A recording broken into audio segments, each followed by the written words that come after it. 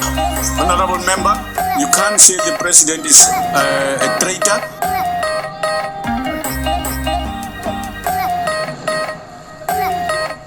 Honorable member, you can't say the president is a traitor. Sí.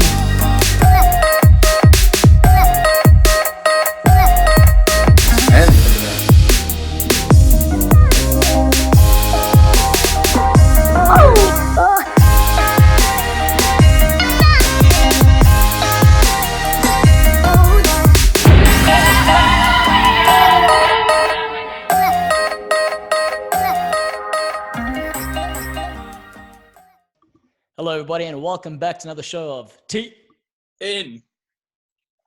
Oh my.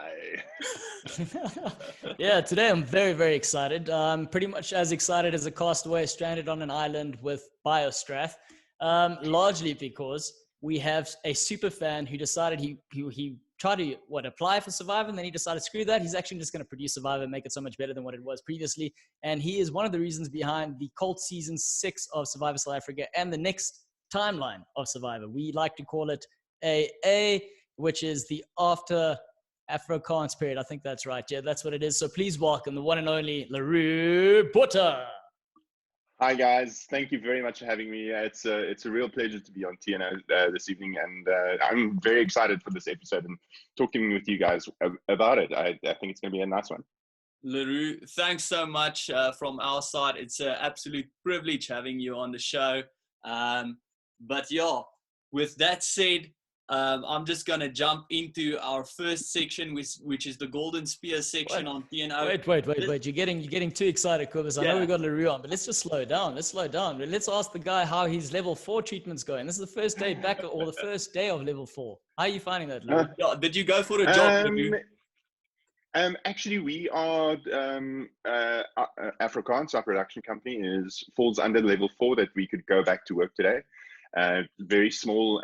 We have a few projects in the pipeline. Obviously, Survivor Season 8 was in the pipeline, and we were supposed to be, but as you know, we are currently on the edge of extinction. We are awaiting to get back into the game. We don't know when or how, but we will be back. We are currently postponed indefinitely, and it's almost like that vibe with Ethan a couple of weeks ago, where he was where poverty kind of came up to him and he said, we got to have hope in place, because without it you're going to destroy yourself. So I'm a firm believer in the hashtag when not if.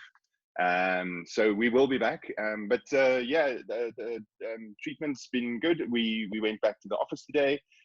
Cape Town this morning was a crazy place with everybody just wanting to go and run on the promenade. It looked like a madhouse, but we're back in the office. I don't know for how long, if things continue, but it's been treating us well.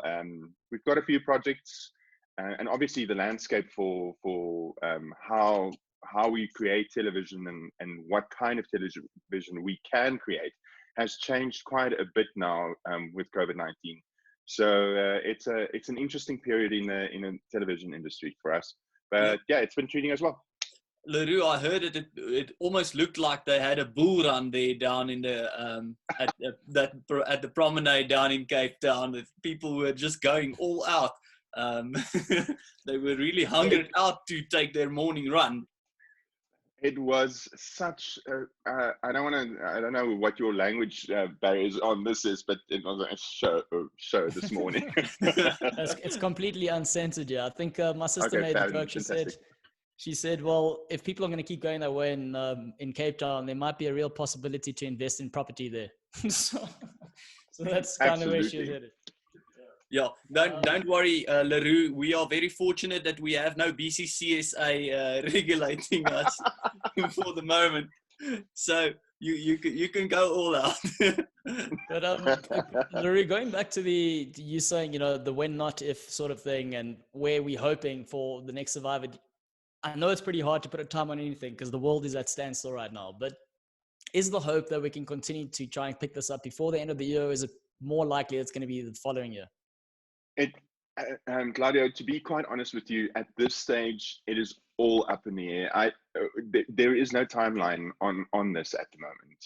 We don't know what the world is going to look like in 3 months' time. So for us to kind of look, if I had my way, we would get everybody at the location, put them in 2-week quarantine, and then start shooting and take 39 days and get things going like that. But that's not going to happen.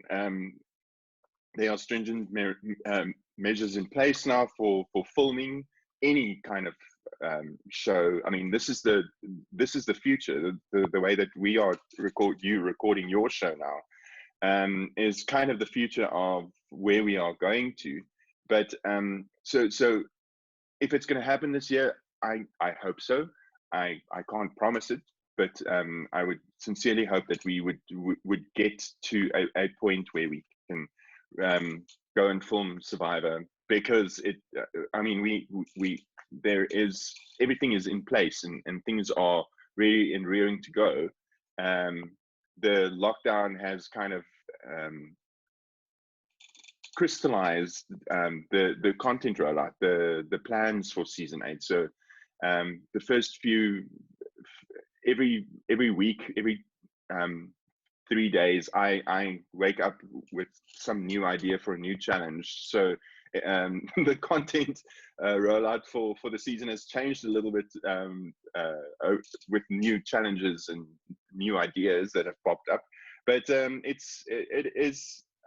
it is what it is at this stage. We are hoping for before the end of the year, but it is all up in the air. So then one last thing before we move on, like from the casting perspective and the guys that you've selected, is there a worry that some people may not be available? Or because, I mean, you've put in all this graft in order to get to the guys that you kind of want to have. You're just trying to reassure them day by day, or like monthly, weekly? I mean, I know it's completely up in the air, but just to get a bit of understanding in terms of how this is working at the moment. Yeah, we've been in contact with our final group, and we've talked them through about where we are at this stage. We haven't confirmed the cast yet, so and that will only happen once we have a green light to go, and then we'll obviously pick it up with. But everything is on hold, so and that the same thing goes with cast. All right. Awesome. Quivers, let's get into this thing. Leroux, I'm gonna ask your input in the Storm is Brewing section with regards to the challenges and things that you as the producers and directors put into the show, especially with regards to what happened in season 40 with regards to Adam at Tribal Council. But in any case, let's discuss that in Storm is Brewing.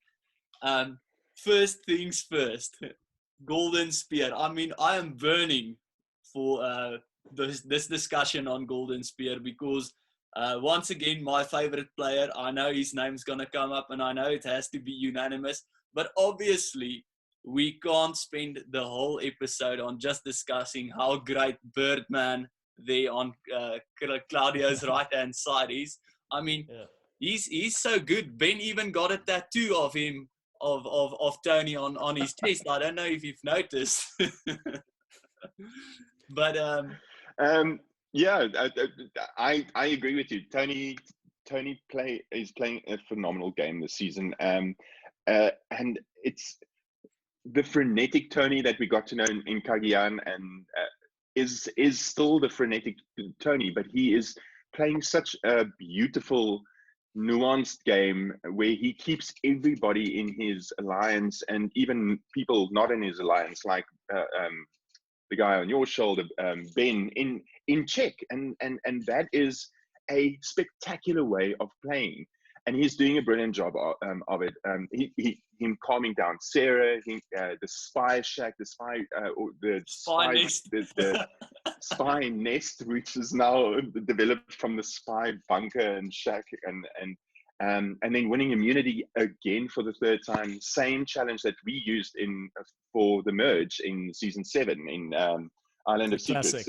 Yes. Yeah, it's called When It Rains, It Pours. Letitia, I'm going off topic here now, but Letitia lost like really like 2 seconds. I remember that episode. A Jock actually Yeah. lasted long, and I think Very. Nicole won it. Nicole won it. No. Rob. Steffi won this, Oh, and Steffi. she could send anybody to Island of Secrets, and she sent herself. So that's what happened there. But this specific challenge has been used 8 times by the US. I quite like the little history lesson that Jeff gave with the kind of season 3 and then going on. But they've used it 8 times so far, and I really like how they've changed the challenge so that it's just one hand and you can't do this anymore. I really, but Tony, spectacular.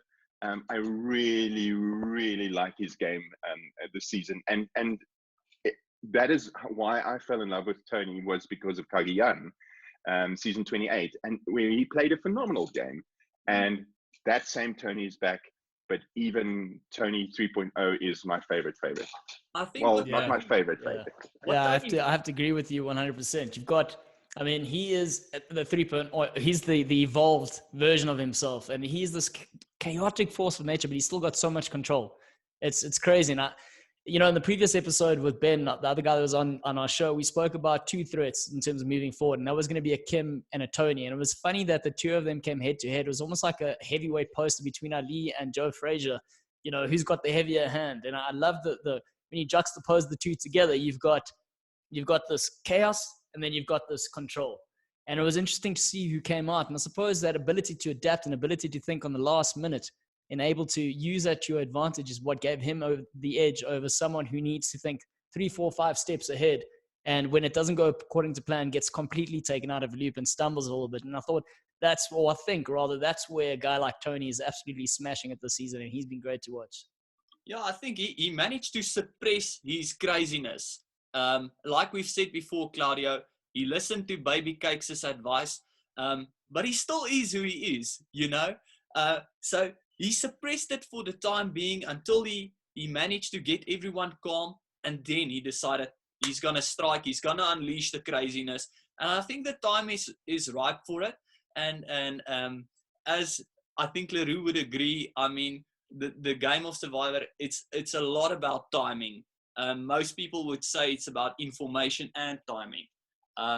But any case, only time will tell if Tony peaked at the right point in the game. But a lot of the people are very pro having Tony as an individual who can carry the Survivor flag as someone who can go down as the greatest player of the game. But I mean, you could see. Sorry, Cobus, you could see it in the jury's reaction at Tribal Council, where Rob goes, Tony's the boss. Look at him. He's like running, and that respect from the jury means that they are actively engaged with his gameplay and how he is playing the game, and how he is kind of running his side of the tribe. And for Rob to recognize that is probably the highest accolade that you could get someone, and for them to see it is amazing, and it bodes well for Tony if he can make it to final 3. Yeah, that's a huge if. I mean, and again, we spoke about this previously, but someone like Tony, it's great. He's not taking his foot off the gas, and in order to win this game, he's got to keep going. He's got to hope all the stars align, and he keeps winning, and he keeps doing things at the right time. And it's to your point, Kobus, where you spoke about timing, the timing of his moves. And if you look at nitpick, every move he's made, the timing's been perfect. Approaching Ben at the right time, knowing, also he was with him at the right time when he found the idol. So it's not something, Ben could hide from him. So Ben has to include him in whatever he's doing going forward, which is brilliant. Then you look at the timing of the Tribal Council. That time, he sets off the chaos. The chaos is because of him. He's whispering to Ben with Kim looking at him, and he still makes that move, and he keeps going. So all these things. And then again, to your point, Leroux, managing the jury as well as then the members of his tribe, that ability to whip out an idol and still tell Sarah, even after he's really pissed off, he's saying, Sarah, I've still got your back no matter what happens here. And he kind of takes an advantage that is very arbitrary, a complete 50-50 thing, and he turns it into the probability of like an 80-20, and he says, you know what, Jeremy, mention this thing, and we're going to use it to our advantage. And he then tells Sarah, you know what, they might be gunning you, but we've got this advantage, you know. And then she manages to convince Ben, and it's just this knock-on effect where he's just had all these power moves in one thing. So that's why I'm saying, I don't know, he can't keep going this way because he is the next target. Claudia, I think Tony did a bunch of things right, and we've spoken about it in a couple of our podcasts, and we've said, you know, obviously it's going to put a target on your back, and I think the target is just growing and growing. But can I just ask quickly, what is your take on Jeremy and or specifically what Jeremy did with the 50-50 idol? Was it a good move from his side during Tribal Council not to play it? Did it show confidence, and did he use it correctly, or did he not use it correctly? What is your take on that? I thought of nominating him for Golden Spear just because of the fact that he had the courage not to play it, and it worked out for him. I'm hoping that Michelle gets her 50-50 coin back from him, at least. So, you know, because he can't hang on to that. And I think Jeremy is a savvy enough player to know how to read the room. And that is why he didn't play it. So in my opinion, and you can see it in his game that he won. He is savvy enough to read people's body language, to know where the vote is kind of going.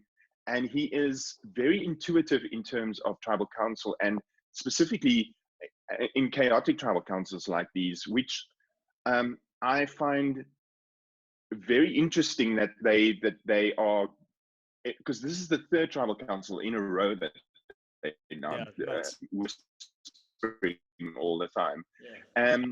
But this time that we actually kind of heard what they're saying, or the subtitles that they had, that was very interesting for me. But I'm kind of getting whisper fatigue at tribal council, which is just a personal thing from my side. But as I was saying, I think Jeremy is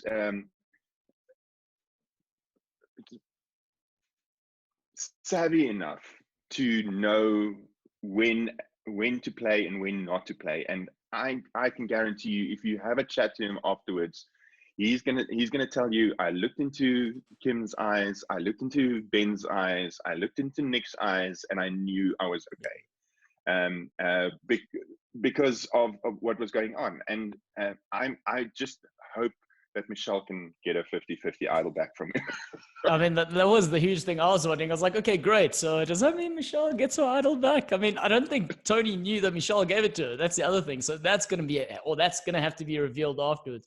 It's funny how you say, you know, his strength is his EQ side, reading the body language, but he didn't read it that well with the Denise situation. I thought that was completely taken aback. That was just like, what?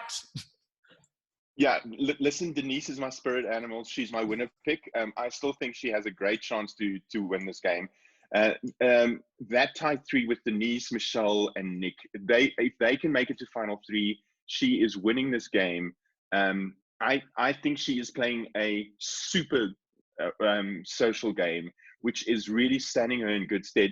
And the fact that she is so... she has built up stuff in her resume. She's won individual immunities. She got the queen out. Her move got Sandra out. So there is a very good chance. And that taking control, and that's what she did at Tribal Council. Where Tony started the chaos, Denise brought everybody back to normality, and she just took control of the situation, level-headed. She is masterful. If I had a golden spear for the entire season so far, I would pass it on to Denise. No qualms at all. She knows when to call the bullshit, and then that is phenomenal to see. Yeah. So Denise, Denise is golden spear nomination, Leroux. Yeah, definitely. Yeah.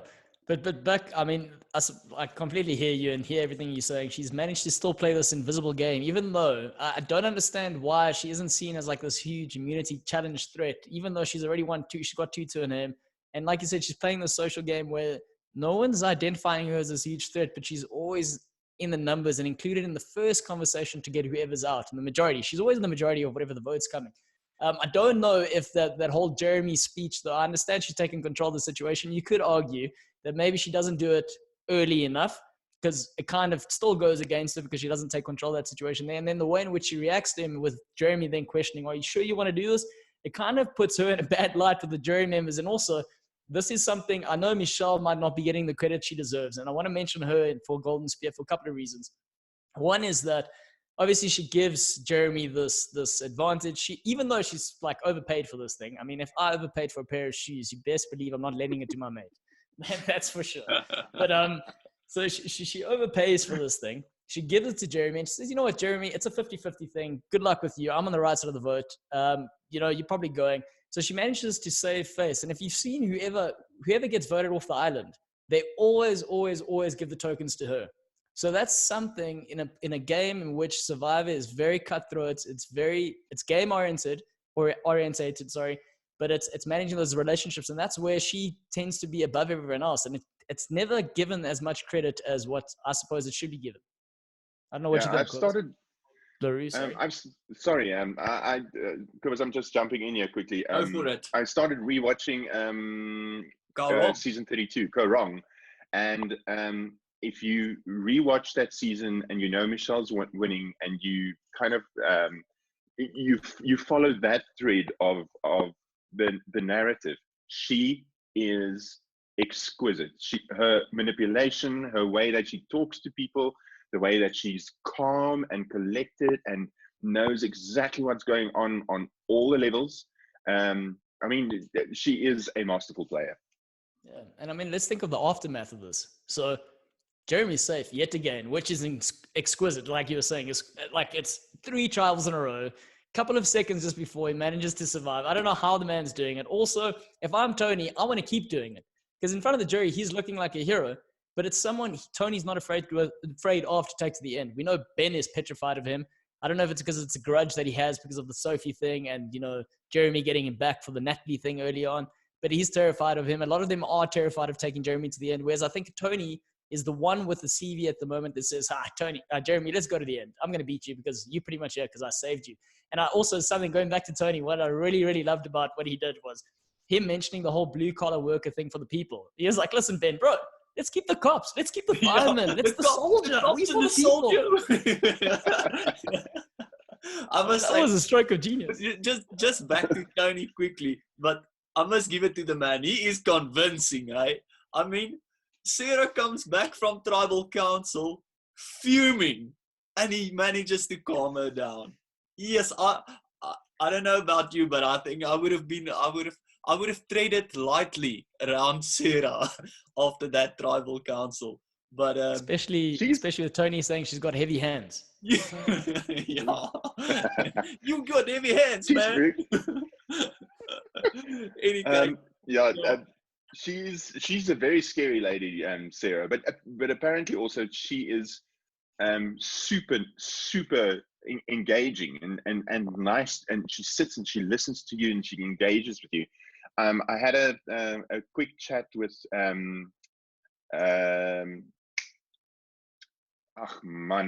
Shannon. No. Rick Devens. I don't know. We're just going to throw names out. I'm going to throw a name out now. From South Africa. Anyways. Give the man some time to think, Thomas. Anyway, let's get back to Tony. Let's get back to Tony. I can't. Okay. But also, I wanted to mention. I wanted to mention Sarah as well. Claudio for Golden Spear. She managed to even though she voted out Kim, she got one of Kim's fire tokens. I don't know if you've noticed that. Yeah, and I mean, that goes back to that secret scene we spoke about last episode. They did have a bit of a rapport, and, Kim comforted Sarah, and That's something I'm also pretty shocked by what Sarah did. But we're going to talk about that in the wooden spoon side. So, I mean, there was a bit of an angle. I don't know why Kim didn't push that more, maybe at tribal. I understand that Tony and her have this cops are us thing, and Sarah's got this hold over Ben. But yeah, that's probably an angle that Kim needs to, or probably should have taken. What is also interesting about Kim, I suppose the two people at tribal council that stood out for me was obviously Tony.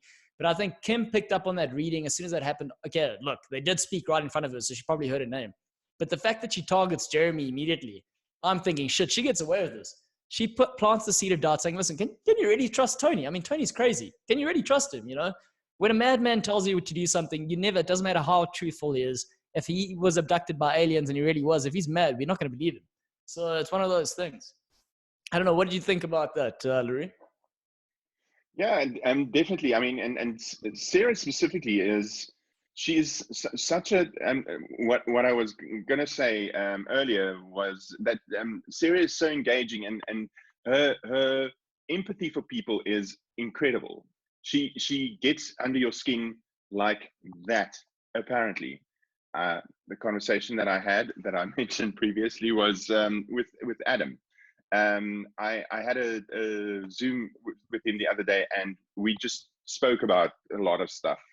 Just he reached out to me, and we talked about Survivor and Survivor South Africa, and this happened right after the Palesa idol that the Fleur de Lis, the Palesa idol that he called it the Palesa idol. I don't know if you saw that on the Twitter, yes. But he told me about how he was chatting to the South Africans and how they just burst out laughing when he called it the Palesa idol.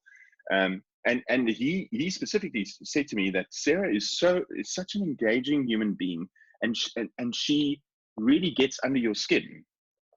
Also, very scary to be in her presence because she is so forceful and so strong, and she does not take shit at all. So I agree with you. There's a definite energy with Sarah that I can see her really going far. And the fact that she is with Tony and now being pulled into that little alliance, the Blue Collar Alliance, it's going to be interesting to see what happens next week. Gentlemen, any other mentions for Golden Spear in this episode, or can we close it? I have just honorable mentions from two of the edges that I want to just bring up. Yes, I thought Rob and Ethan, honorable mentions for their tenacity. That bloody tremendous effort challenge was ridiculous. As Rob said, that's what makes the game so good, is that it is so hard. And just a balanced edit from the Edge of Extinction for this episode. We heard from everyone there. Every single person had their moment in the sunshine. Danny got her time too. Yeah, even Danny. Confessional, it looks like Danny's going to have, but we can talk about it, Storm Brewing later, but Danny's going to have like a big episode next week. But I love that moment when Jeremy said it's like an endless treadmill.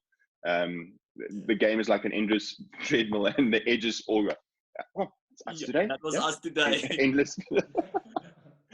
So just an honorable mention for Rob and Ethan on that. Definitely. One. And everybody on Edge. I must say, I can't agree with it more, Leroux. I just made a quick calculation. If those coconuts were 500 meters away, they basically ran a 21K, let's call it for runners, half marathon, on a beach, on sand. That must be immensely tough. Without food. I mean, I've ran a couple of 21s, and you need to train quite hard to be able to do a 21. I say to a lot of the people, if you can do a 21, you can do a marathon. But nonetheless, on a beach, on sand, after, being on the edge, not, getting your nutrition and everything, it must take an immense toll on your body. So yeah, really kudos to Rob finishing it, and to Natalie going into beast mode and actually winning it. Yeah, that's what I wanted to say. I was like, and on that note, Natalie, I mean, she was there from day one, and I loved it when she said, she was like, I was thinking about it. Let me just win. Yeah, I'm going to win this. And she laughs. I was like, yeah, man, you just got to win because you can. It's incredible. The fact that you can There still was a do lovely. There was a lovely secret scene. I don't know if you saw it with Sophie, that she started crying, and then Tyson joins her, and then Yule joins her, and they comfort her, and then everybody kind of where she talks about how she didn't see herself as a top player, and yes. I think she's played a phenomenal season this season, but that the perception is that she's not a top tier player, and how these two kind of then comforted her, and then she comes second in that tremendous effort challenge. That was also phenomenal for me. Yeah, and I think we mentioned this previously, is arguably one of the reasons probably why she got voted out was the fact that she wasn't believing she was as big as a player as the others, whereas eventually people started noticing all the damage she was doing, and she got sent home. So maybe if she did realize how big of a player she was, she probably would have been on her toes more for that. And also, I'm starting to pick up that Tyson tends to be a bit of a counselor on that edge of extinction. Whenever someone gets voted out, he goes, so how are you dealing with this? I know a lot of people struggle after the game. He's like, that's my fourth time. I mean, I've won once, so that's all good. We can talk you through this. I'm loving that. It's wonderful. Listen, so a lot of honorable mentions going out in this episode, but Claudia, I think we have to give it to Birdman there on your shoulder. Yeah, we forgot to mention what is quite cool about this episode as well is he got his origin story. I mean, Leroux, I'm assuming, I think you look like a Spider-Man fan. You're a Spider-Man fan. Yeah. This is a bit of a similar situation. Oh, there we go. There we go. This is a bit of a situation where we've got. Yes, look at that. What is that? Leroux, you got to talk so the people can see. Okay, so that's a Spider-Man on my side there, and then I've got one on my arm. This one I got in the Philippines when we shot there. So yeah, beautiful. Oh, dope. Big superhero fan. Yeah. So exactly. So like how the spider bites Spider-Man and he gets his powers. We've got a bird shitting on Tony, and then he decides to climb a tree, and then he evolves into Birdman. Okay. That's awesome. On that note, Claudio, let's throw the man his golden spear. Are you ready? All right. Leroux's got to call it. You ready? 3, 2, All right, 1. here we go. Hey, Tony. Thanks, Leroux. Here we go, Tony. Oh, okay. Congratulations, Tony, on winning the Golden Spear for 2 weeks running. Beautiful. Now we go to the wooden spoon section. So in the wooden spoon section, we discuss who made the worst moves of on the island this week or in this episode. Who's the island idiot, the village idiot? Any case, I'm gonna shoot out with a nomination from the hip here with the man on my right hand side here who got caught red-handed, but not just for that, Claudio. I mean, how difficult would it have been? Okay, let me just finish that point. How difficult would it have been seeing the idol and just leaving it there, coming back to it? Obviously, if you don't want Tony to see it, don't pull it out and try and hide it. It's not going to work. Any case, first thing. Second thing is he let his emotions dictate his game. 100%. I mean, he's not talking to Jeremy. How is that jury management at all? I mean, and what happened to keeping your friends close and your enemies closer? No, I think Ben made a couple of massive errors.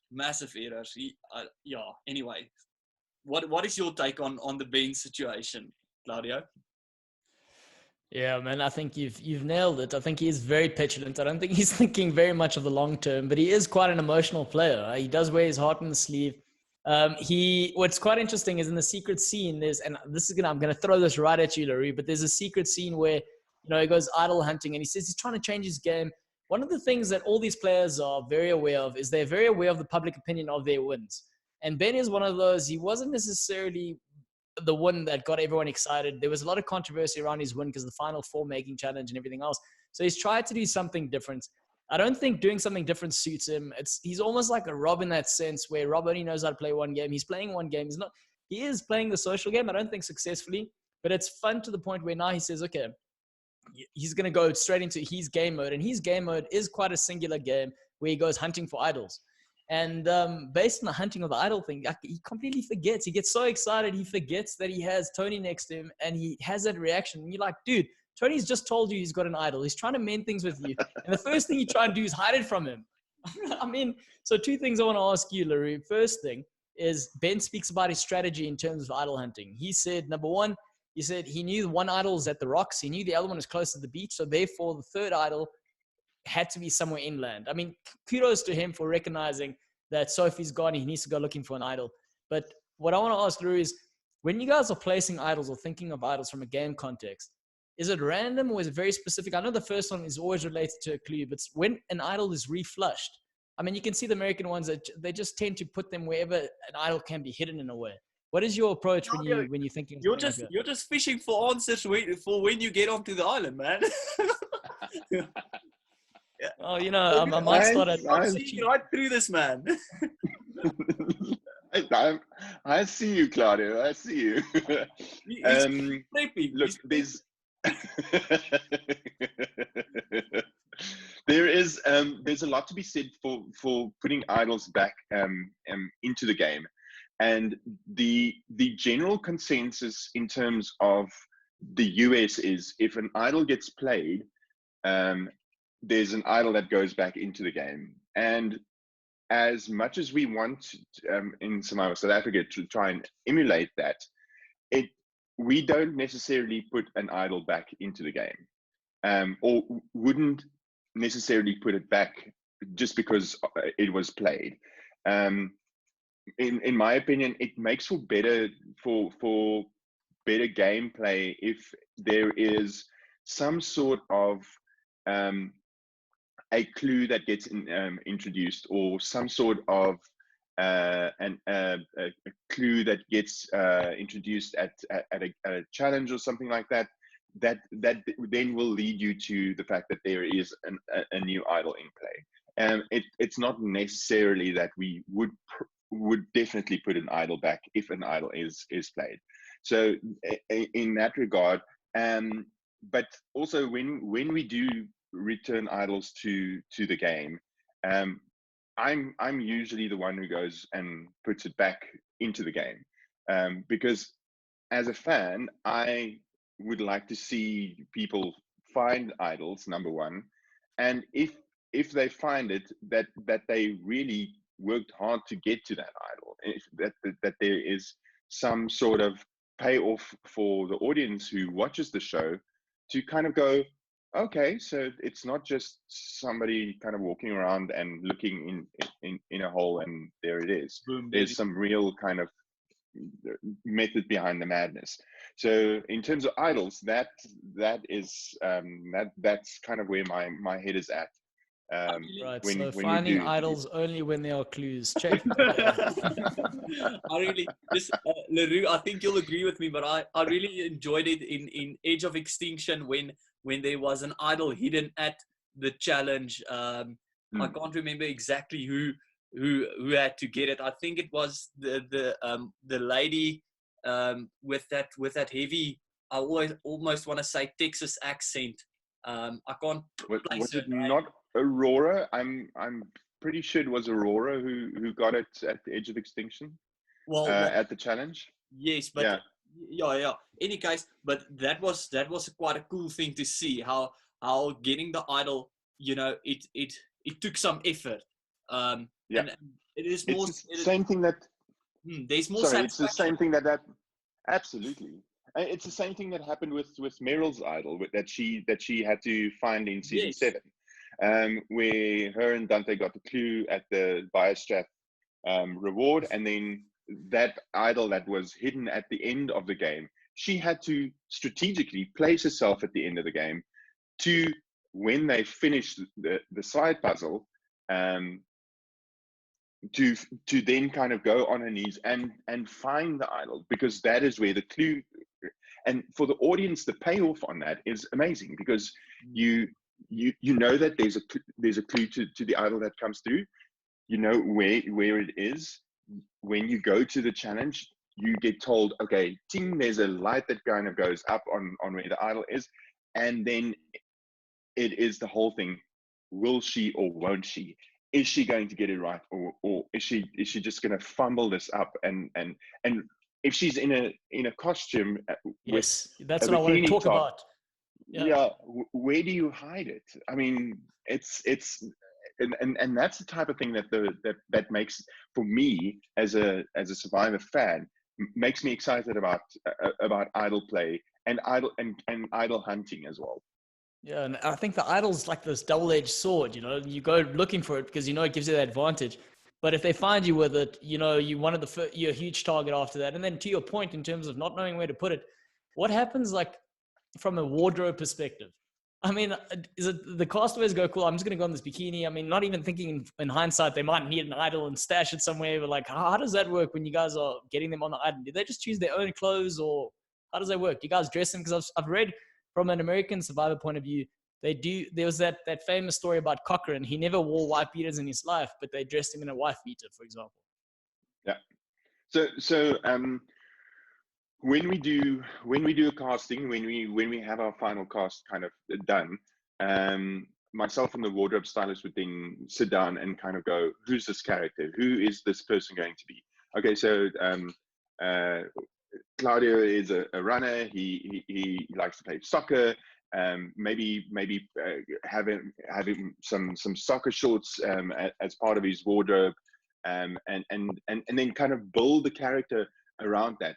Like for instance, with Mike V, he had that bright orange Samoan shirt, which we actually supplied to him when he started the game, because he is a colorful character. He's well spoken. He's and we kind of thought, let's put him in something bright and something that he wouldn't normally wear, and that kind of became his iconic wear during season 7. There is also some method in the madness in terms of color coordination, so that when you have a tribe that is predetermined when you start the game, that they are kind of in a range of color, and if you put the entire cast together in a swimwear, that there is some sort of cohesion in terms of the color palette that you're working with, and also with the type of lights that we use at Tribal Council. You can't have bright yellows, you can't have bright pinks, you can't have reds, because that bleeds on camera. So there's consideration in terms of the colors that you can give the cast, and also what will speak to their character. We put Letitia in a K-way top, that a nurse's top that looks like a nurse's top, and palazzo pants, because that is it speaks to her age. It speaks Tani Letitia, and everybody kind of got onto the Tani Letitia train on day one. So there's a lot of thought that goes on behind the scenes in terms of clothing. And when they go to a challenge like that, where they know that there's an idol, that if they don't wear pants that has pockets and has only got a bikini on and has to shove it in somewhere, then I thought find so the nearest crevice. But to my next question, who makes the decisions around the speedos? Because I kind of feel like this is a trend that's picking on. And I see Australia.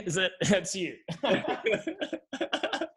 This guy. What's not to like about guys in speedos? I mean, really, if you're comfortable in wearing a speedo, and you own a speedo, and the wardrobe mistress is going to ask you about that, and if you have one and you're comfortable with wearing it, people want to see sex sells. I'm wearing the South African flag speedo when I'm on the island.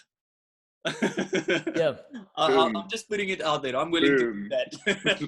I'm convinced that Leroux, then if this was your decision, that you were the trendsetter for the Rugby World Cup. Who was the little guy, our scrum half? Faf de Klerk. Yeah.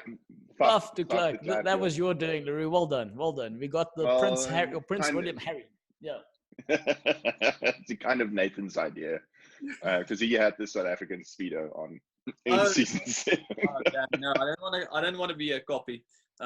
Any case, we need some other nominations for Okay. Wooden Spoon. Claudio, are you gonna be mad at me if I nominate your lady Kim for having a $2 million peanut butter and cookies dish?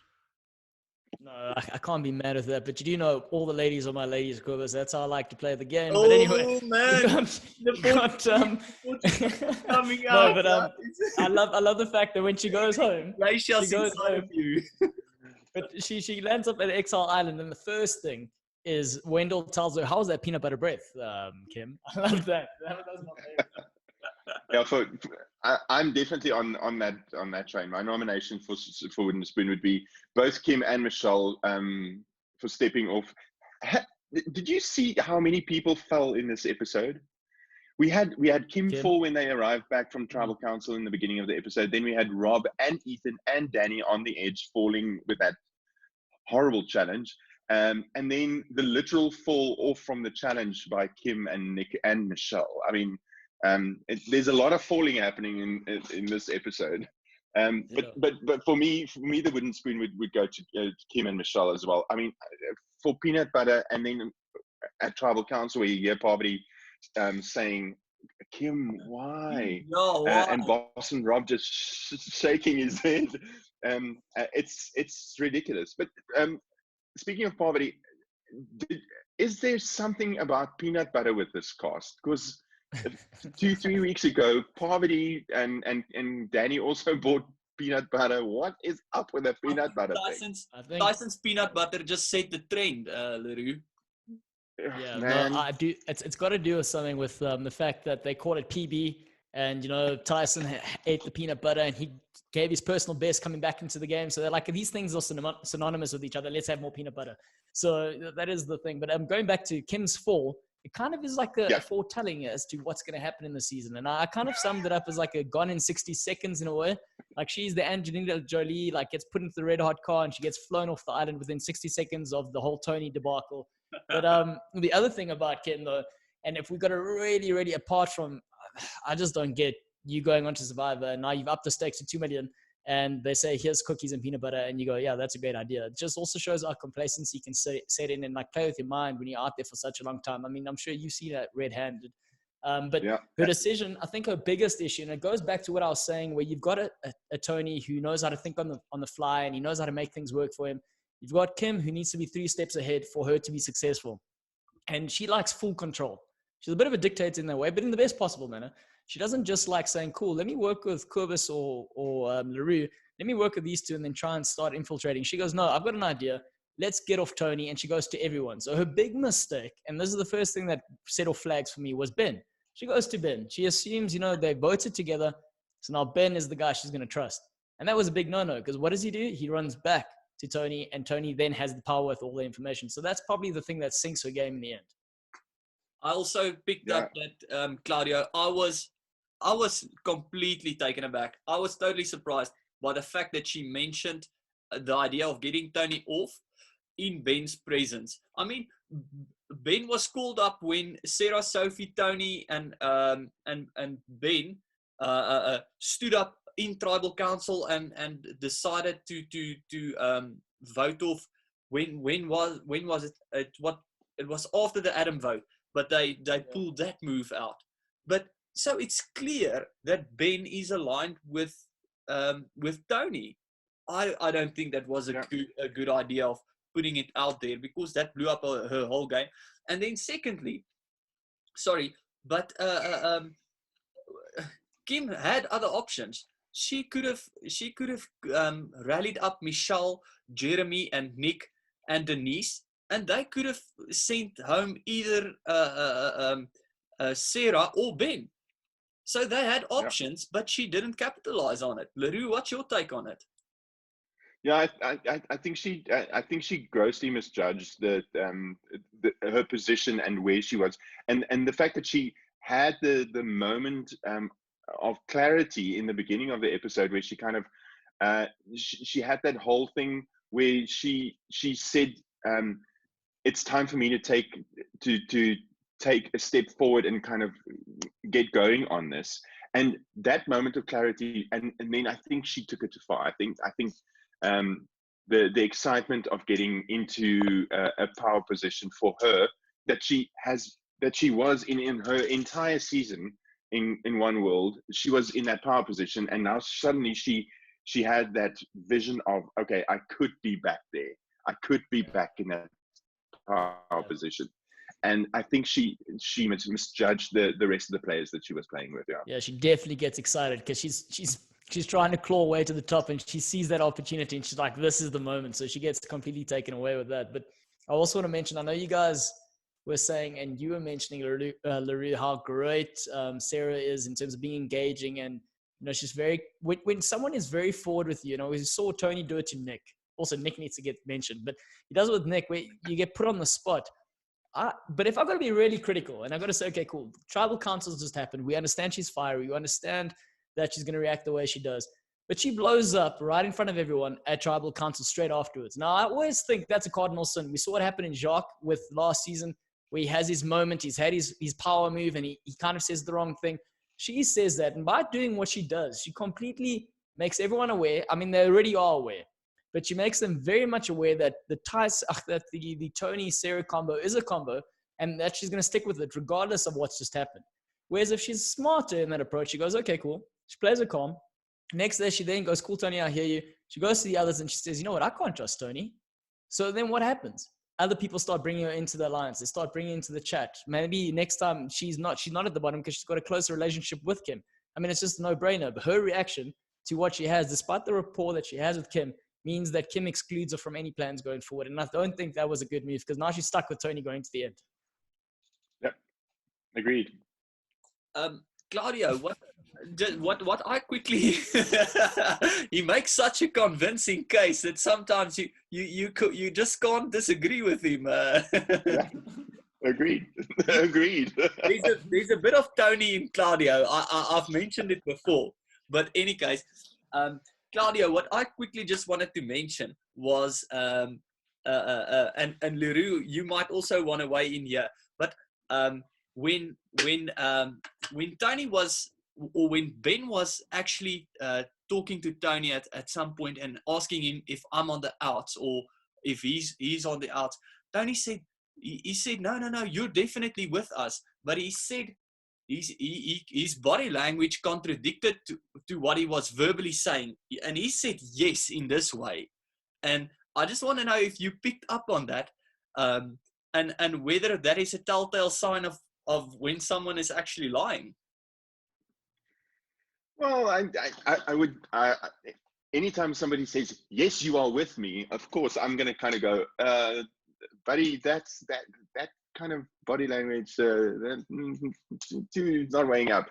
But that is Tony. He's passionate, and you can see that conversation that he has with Ben where they talk about the two cops and the soldier at the water well. He is so passionate, and his voice kind of goes up in octaves, and he starts talking like this, and he's passionate about his plans, and he's the craziness kind of seeps into that. So I mean, Ben is Ben is not the greatest of readers. I don't think he is. He can read people, and that's also indicative of the way that he played his season with finding all the idols and wanting this season to kind of help people find idols. In the first episode, he I don't know who he said it to, but he's going to play against his grain. He's going to play against the way that he previously played, where he just found idols and got to the end and won, because he that's the way he played previously. Now he wanted to kind of help people and play against the way that he normally plays, which is a great way of playing it. If you are playing for this, I've said this before, if you are playing for a second time, then play against if you play for the first time, play against who you really are as a human being. If you are a good guy, don't play a good guy. That if I were ever to play, had the opportunity to play, which is never going to happen, that is the way that I would have. I know I'm a good person, but I would play villain. I would be villain number one, but be engaging and be nice to people. But on the other side of that game, I would play against my grain, against who I perceive myself to be. I think And that's And that's what I love Ben that. is trying. Sorry, Quibus. I just want to Go say I for it. love the fact that you got in this direction, because if there's something and this is an interesting thing that you have to deal with, I suppose, is when you've got, because we're only at season 7 of Survivor South Africa, there's certain players who are really hardcore fans. There's certain that aren't. So what's great about that mix is there's an unpredictability, and I suppose that's kind of what you bank on. But at the same time, there's a lot of hurt, and generally it doesn't matter how great the game is. There's a lot of feelings involved when these things happen. But that decision to say, I'm going to come on as a villain and play the villain, is not something I think we as South Africans, as a cultural thing, we are very comfortable with. Very few people are. And I suppose if you have more characters or more people that are prepared to do something like that, you might have more moves or more something, as opposed to like a Pagonging or 1 or 2 players that are playing. Because I think in this last season, you had your Rob, you had your Sipe, and you had Jacques, arguably, who are doing things, and everyone else. I mean, Mike, we spoke to Mike previous episode or previous episode, and he said his thing was the timing in terms of making the decision to make the best move, and he was a good guy. Whereas if he was bold enough, and that's also something, I know I'm getting completely derailed, but if you look at what Tony said when you get scared to make moves, you're completely out of it. So he makes the decision to make the move. But you get someone like Mike, who, had he taken that approach and said, you know what, I'm going to remove myself out of this game and put this persona that I want to play and have fun with it, he might have been able to pull off a Rob blindside. So how do we evolve the game from that perspective in a South African context? I do think that the viewers have already, and the people who have entered the game, and who and people like yourselves who are fans of the game, have changed the psyche of South Africans and how Survivor is supposed to be played. Listen, it is a fuck hard game. It is kak hard. Like and Bruce Willis in Die Hard. Hard. yeah, that is kak hard. And the game really fucks you up. You get in there, and what determines how you play the game is what the culture is in the game. So, and who creates the culture is usually the person that moves the game ahead. So, in season 7, Rob created this culture of, let's be decent to each other at camp. Let's not make and I have my people that I started off with. So family, that was his big thing from the start. But Rob was if you go and dissect his game, he played a masterful game, but he was a villain. If he was not a good guy in terms of how he played, and I've had this conversation with him. He was a complete and utter villain. Him and Nicole manipulated and screwed everybody over. Spoiler alert to the Americans that are going to watch season 7. Sorry, guys. Sorry, why haven't you watched it? Why? That villain storyline, it goes against his grain. He is not a villain in real life. He's a really good guy, but he and I don't know if he instinctively did that or if he did that out of just necessity, but he played the villain, and that is what got him to the end, is the fact that he played against his grain. And that's the same thing that happens with Ben, but Ben is now regressing back to Ben 1.0, which is the issue that I'm having with him at the moment. Oh, and great! So we can nominate him. We can nominate him for the wooden spoon, then. The wooden spoon, yeah. No, definitely. Just quickly, Leroux, are you disqualified from ever entering Survivor, or do you just not foresee the opportunity ever arising? I don't foresee the opportunity ever arising. The only way that I would ever be able to play Survivor would be producer I know what's the going show on behind the scene. If there's an international, Jeff Probst, I think season. No, it won't ever happen, guys. No. That ship has sailed. Maybe we can get you into Big Brother or something. I don't know. No. You can't say the B word on P&O, Claudio. I'm nominating I've got the Claudio best job for in the the world, wooden so spoon for saying Big Brother on P&O. Yeah, I think I can you just nominate said it myself, as and I well. don't dispute that, Leroux. I think, yeah, you do have an incredible job. And I think like one of the things that really, really gets me is, I mean, I'm super competitive. I love the competitive side, but for me, the all that hard work and the production and the thinking and this, like how you lay out the idols and the challenges. I mean, that's the stuff that really gets me excited. And it's like one of the huge motivators to be on the show is to see those sort of things. So to everyone who has experienced that, you guys are lucky. But anyway, moving on then, I want to say, Denise, I just want to talk about the Denise thing. I know you like her character. She's your spirit animal. I don't want to hurt your feelings, Leroux, but at the end of the day, that reaction to Jeremy, you know, they say when you have a fist fight, sometimes having bare knuckle fight isn't the best thing. You need to put a velvet glove on. I don't think she had a velvet glove. And I think she's ruined a bit of a relationship there. There's no going back with Jeremy after that. I would disagree with you on that thing. I think she took control of the chaos, and I as a player and as a player I would appreciate that, because it would have continued. It would have just spiraled out of control, because Jeff was never going to let it go. He was going to have them walk around and chat, because it makes for great television. And if she didn't bring everybody back to it and made them go and vote, and I don't care how she did it, and I don't think it's going to come back and bite her.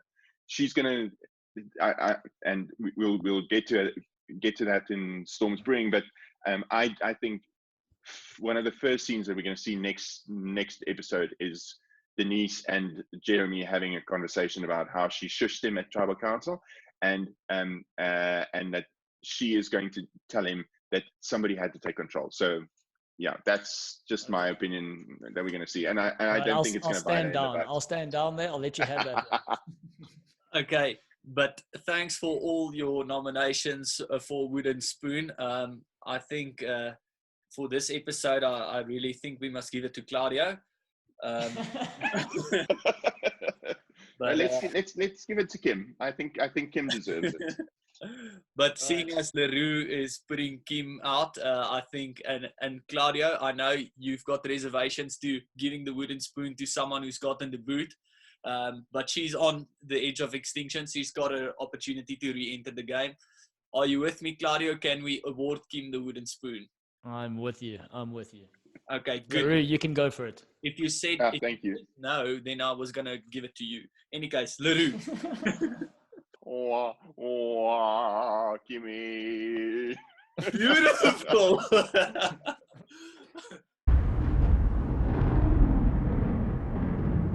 Storm is brewing.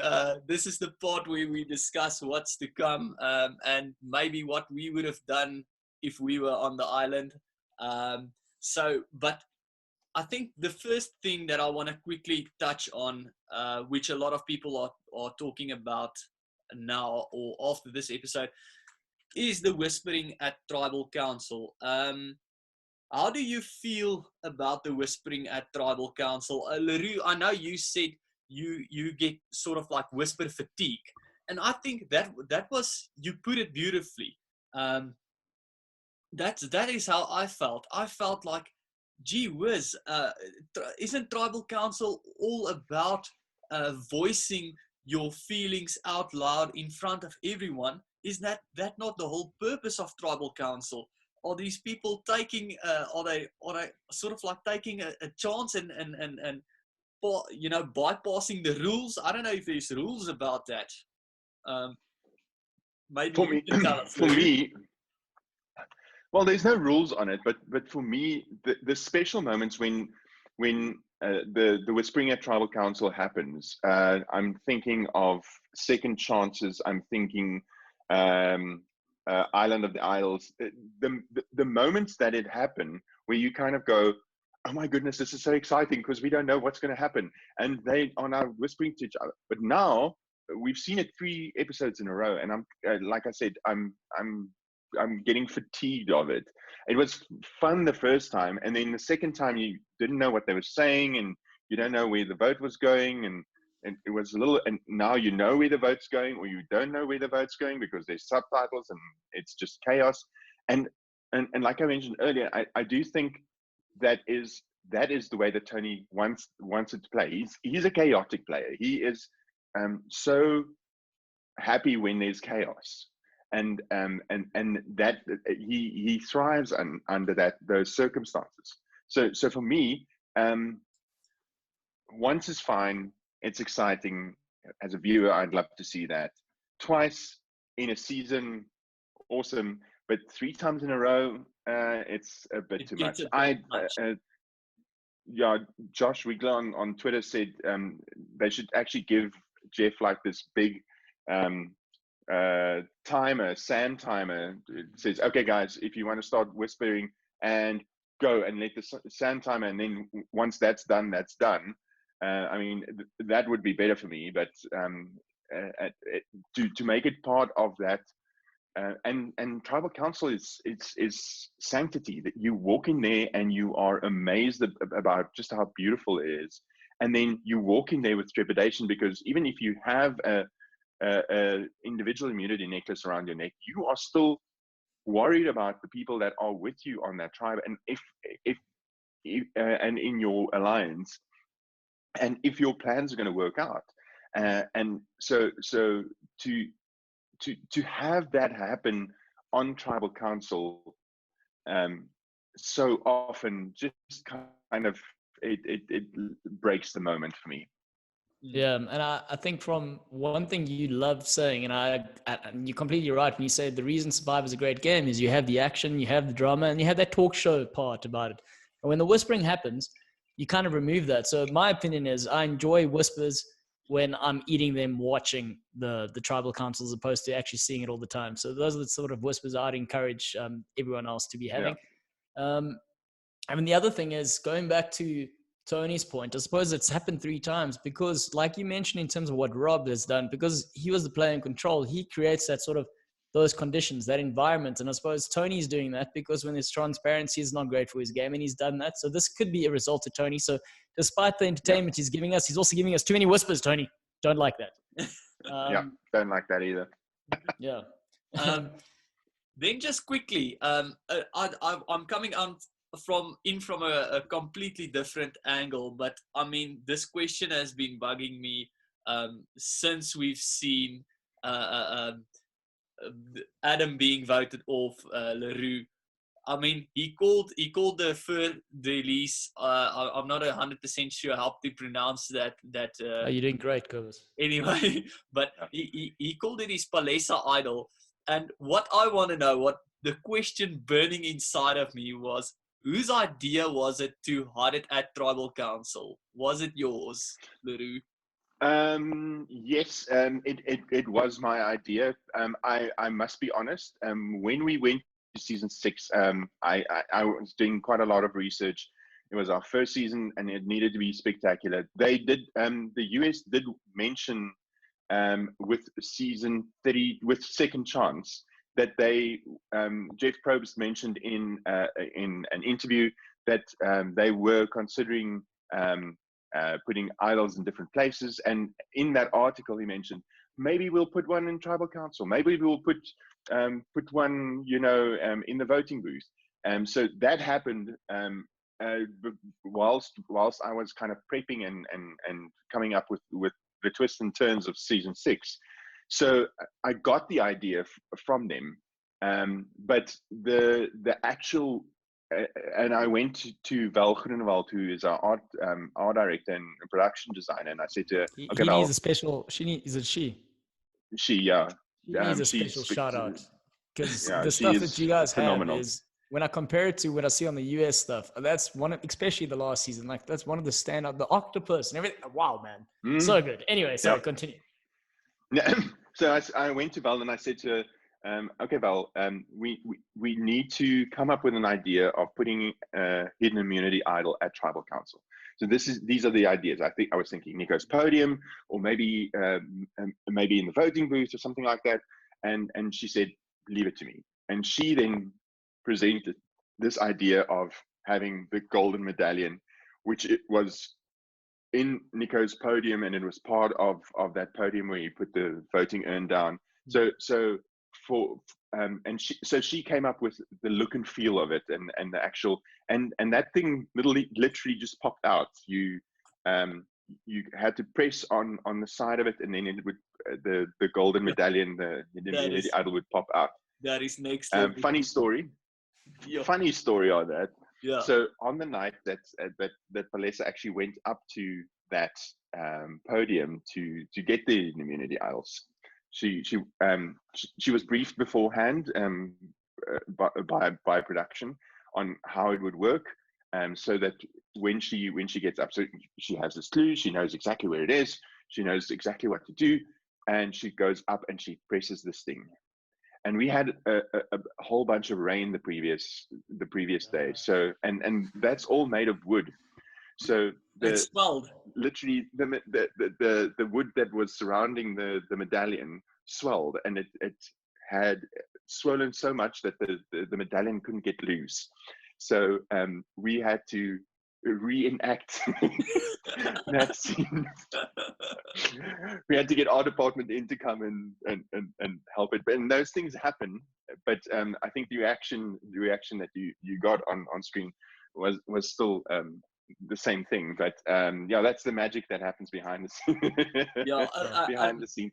And a lot of people are watching Survivor SA season 6 now because of what happened in this season. I see even Aurora commented on Twitter that she's watching Survivor SA season 6 now, and she specifically made mention to Werner, which ate the clue. Yeah, Mike actually invited me to a Zoom the other day. And it was with Rick Devens and with Aurora, and we started talking about Survivor season 6, and Rick hasn't seen it either. So we had this whole conversation about how great the season is, and then they actually started watching it, and that's how Aurora actually wanted to ask about the bias drafting. It was such a fun chat, and that's the amazing thing about Survivor. Sorry, Gurvis. That's the amazing thing about Survivor is that you get involved in the fraternity as such of Survivor around the world. So you meet up with the producers from other countries, and you share ideas and you share twists and turns, and you get to meet other Survivor players from the UK and the US and Australia and New Zealand and those type of things, and it really becomes like a family. It's a global kind of extended family. It's a global community, and Claudio was telling me after his online Survivor game that he played that he really made some connections with the American guys that he played with, and I could just see Claudio was burning with these inputs when we chatted about the season 6 now. Yeah, man, I was burning because to that point of the community, I suppose that's something that's taken me by surprise. Is that, I mean, we started the show. I know we're going completely off what we normally do, but we started the show because Corvus had this idea because he met my cousin, and my cousin told him, he should speak to me, and somehow we started this thing. But through this, I played this online reality game. They call them orgs, and I've been playing with Americans, and I did all right in that season. But I made such awesome friends, and now they're starting to watch this. And when I told them you were going to be on the show, they're all asking for links for the season now. So, and that's the part I love, is that we're able to talk about the South African Survivor and actually get it out there and cross-pollinate all of this. And I think that's incredible. That's the part that I'm really, really enjoying about everything that we're doing. So again, thank you very much for coming on the show. But let's get back to the storms. Quickly, yes. I wanted to ask, seeing that we made a mention that Kim's fall in the beginning of the episode was sort of like maybe a hint that she was gonna, fall in this episode, for permanently. But I was wondering, does that not maybe ring true to Rob as well? Because they chose to put him into this episode, showing that he doesn't quit. Does that not maybe give a hint that he's gonna get back into the game? What do you think the chances of that is, Leroux? Listen, the edit is one of my favorite parts of the show, and how you tell the story. Because what happens on the island happens on the island, but how you tell the story and how you keep the audience engaged and how you actually get what you've shot and put it on screen, and leaving those little breadcrumbs for the audience to kind of go, okay, that could work, that could possibly be it, and that is a definite thing that could possibly happen. I wouldn't be surprised if we see a little bit more Boston Rob in the next episode, and I do think that it is going to happen in the next episode, that the edges are going to have to fight to get back into the game. And I do think that on that topic, that fire tokens are going to play a moerse role on in getting back into this, in that challenge specifically. Buying advantages. I think there's like 3 immunity idols on the edge of extinction that are still in the game. So people that have bought immunity idols, and they who didn't get back into the game like Tyson did, and they still have those idols that they can use if they get back into the game. So fire token is definitely going to play a big role next episode.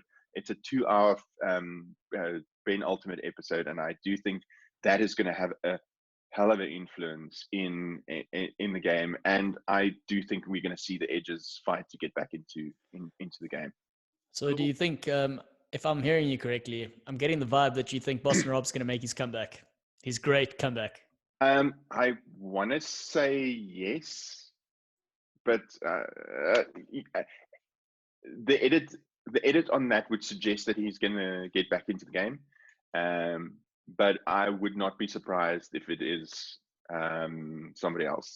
But as I'm saying it, I'm hearing myself and thinking about this. Boston Rob has a very good chance of getting back into the game. Your answer is yes, but it's a guess. Yes, but it's a guess. He doesn't want to be liable for anything that's said here right now. But also, I think it's that great myth of Boston Rob. If anyone's going to come back, he comes out of this with a huge legacy, despite the fact getting sent off. But I suppose that's my next question: is you've spoken about fire tokens and the role they're playing within this game, the viability of fire tokens moving long term through the evolution of Survivor. I suppose it's great for a season like this because we want to see more of the players and we want to see a different dimension. Was I a fan of it right in the beginning? No. It's still interesting, but seeing how someone like Tony has used it to his advantage with negotiating tools and things like that, you kind of go, well, this is something that, there's an opportunity to leverage off. But again, whether it's the next season, I'm not too sure of. But then going back to, say, Natalie, who does now, I think she's sitting on 5 tokens, if I'm correct. She probably got 3 from the poverty thing, and now she's got another 2. So you can't remove her from being a huge contender for making it back. And if she does make it back, here's the thing that I'm thinking. I'm going, cool. We know she doesn't have any of the relationships before she got sent off. She's been out there by herself. So she's played the long game in terms of being herself, building the natural relationships with people on edge of extinction. So from that perspective, she's got the Chris Underwood edit in terms of she's got the relationships on the jury. Second point is then she makes it back onto the island. People might want to get her off. I doubt it because she's a loose number. She doesn't have those connections. So people are like, well, we can use her as a huge number if they can get her off because she's going to be a huge contender in challenges. Natalie. That's all I'm thinking. I don't know. What do you think, Govis? Oh, sorry, Leroux. For me, that makes a whole bunch of sense. I mean, I would not be opposed to seeing Natalie into the game again. There are a few people on the edge that I don't think is going to come back. I don't think Amber's going to come back. I don't see Kim actually getting a chance to come back. Wendell, I don't think so. Yul, I don't think so. Danny, definitely. Adam is. No. As much as I love him, I don't think there is a chance that he's going to get back into the game. Parvati, not a chance. Although she really did show her moves this week with that horrible challenge. And I don't think Sophie. So for me, the contenders are Rob, Parvati, Natalie, and maybe Tyson. Yeah, Yeah, that's my feeling those as four. well. Leroux, and you in the beginning you made a short mention on the structure of the episodes to come. Mm. Just shortly, will you give us with your Yes. provide us with your take So, on what's to come? so my prediction on this is that this episode next week is going to be a 2-hour episode. We know that.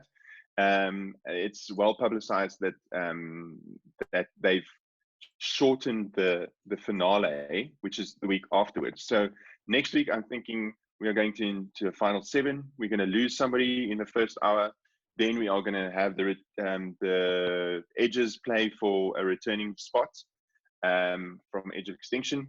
Then the final, and in next week's episode, going from final 7 to final 5, so losing 2 more people in that episode, and then start off the finale, which is going to be remote. It's going to be. I'm really interested in to see how they are going to pull that off, and what they're going to do, because with the pandemic is there is a lot of worry about live studio audiences and people, more than 50 people in a room and in a studio and whatever. So it is going to be a different take on doing a finale. So really interested to see how they're going to do that. And then the week afterwards, start off with a 5, 1 challenge, vote off, final 4 with a challenge going into fire making, and then having the reunion show on a much smaller scale than previous seasons. So that's kind of where I'm thinking the structure for the next 2 episodes is going to go.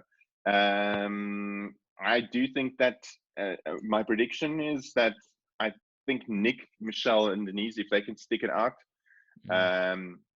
they are gonna go far, because I do think that Tony and Sarah and Jeremy are in a bit of a pickle for next week. But on the other hand, Ben could also go, and if Tony continues on his winning streak, he still has an idol. Everybody knows about, but he's got a good chance. So yeah, it's going to be an interesting ride for next week. But it's going to be a very full episode. I think we're going to definitely see at least 3 boots next week, and the edges returning. Okay. Yeah, that's super Claudio, cool. Sorry, go for it. I just want to say, I mean, I have been saying the Nick and the Michelle thing to the end for a while now. I think I've said it in like the last 5 episodes. So I do think they've got something there in terms of working that out. But I also want to say, with regards to the virtual final tribal council, or something similar to what we're doing right now, this is something I know some fans aren't really excited about, but I think I'm welcoming it, because I think a lot of creativity comes through constraints. And when I'm thinking about this is an unprecedented season. So why not have a different finale, something different that we're never probably going to see again, given that the world comes right eventually. So I'm super excited about seeing how they, from a strategic point of view and a production point of view, how they piece this all together and make it work. I mean, there's a huge possibility it could be like in a certain award show that happens recently. But let's hope not. Let's hope not. Yeah. Sorry, Gomez. Let's not talk about that award show. No, just lastly, Leroux, I think that you've put it into perspective for what's to come. But I just have a short last question with regards to our South African format and how that's going to change, and whether it has to change. Do we have to incorporate the fire making challenge in the final 4 from here on, or is it up to you, the producers? I like the shake. I like that. There is no reason we don't have to ever follow any of those type of rules. We can do our own rules. And as long as we are producing the show, we will not have fire making for final 4. I think it breaks the game. So definitely, as long as we are producing the show, fire making for final 4 never going to happen. Oh, okay. I like that, because that stems to the whole You know, when we're looking at the previous challenge and we're focusing on the challenges themselves. I mean, the previous challenge was very a masculine sort of power challenge with the pole. And I mean, you could see it in the final three, the three men made it towards the end. And I'm very curious as to how they go, okay, cool. We saw that happen. Now this next challenge, what we're going to do is we're going to make an immunity challenge or award for a woman and a male, which I understand the numbers are 4-4. So, you know, you could balance it out that way. But what is the consideration when something like that happens? Do you think that's a pre-planned thing, or they've just gone on the whim going, no, we want to try and preserve two. So we still, based on what happened on the previous season in terms of the Island of the Idols, they want to keep, you know, be correct in terms of keeping a sort of like all male, all female sort of balance, as opposed to going, well, we're just going to have an all male final based on the challenges. Look, those type of things are quite fluid. And if you do kind of go into that direction, it would be possible to have a second immunity for a male and a female. I mean, those type of plans are always in the back pocket, and there's always challenges that are in the back pocket. So it wasn't probably thought out that way, or kind of in the content rollout like that. But when you get onto the island, things change. When you're producing the show, things change, and you have to be adaptable. Season 6, spoiler alert, Martinez quitting. We had to make a plan on how, because we didn't have another option, him quitting. So what are we going to do? When we know that is going to go out, we are still going to go for a vote, but the vote is going to work like this. So you have to be fluid in kind of working out how the content kind of rolls out. And I think that's what happened with this specific challenge as well, where they kind of went, we don't want to lose another. Let's put in one male, one female, and there's precedent for it. They've done it before. So I do think that it happens like that for a reason, and that it happens fluidly. Yeah, and I mean, I'm not opposed to it, because it extends that argument at a final tribal council, whereas traditionally you have one really strong physical player. So that's the component that player goes into the final council with. Whereas when you balance it out that way, I mean, Denise right now, her argument is she's won a couple of challenges as well as some other men. So you do open up the conversation, which I'm fully open. The more the argument, or the more complex the argument can get at tribal council, I think the more fireworks we can see and the more entertaining it gets. Chris, boom. So.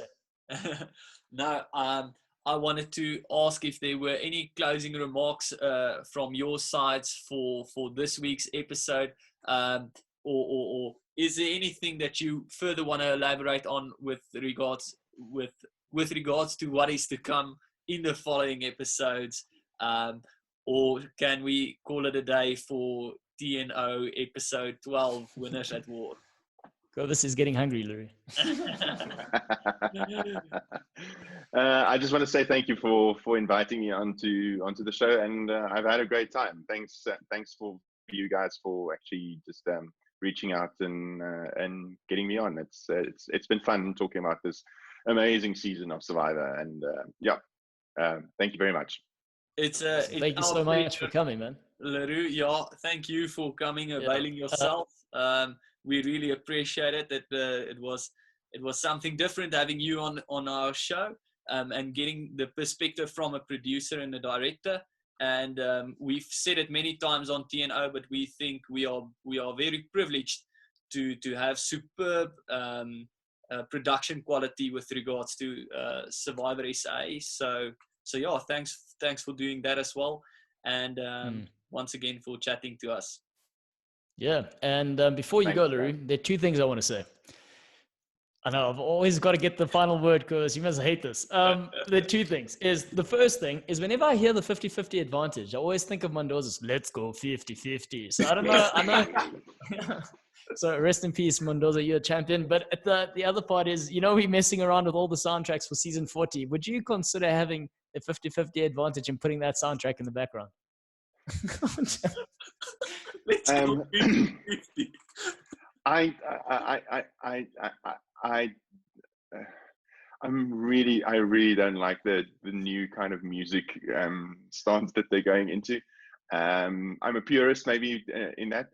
It's a great idea though.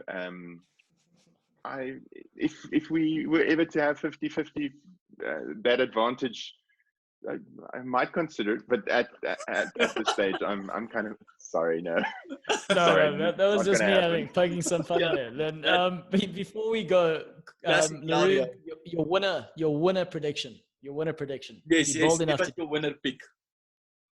I'm still very hopeful that Denise is going to take it. So my winner pick has been from day one, Denise, and I'm going to stick to that. Yeah.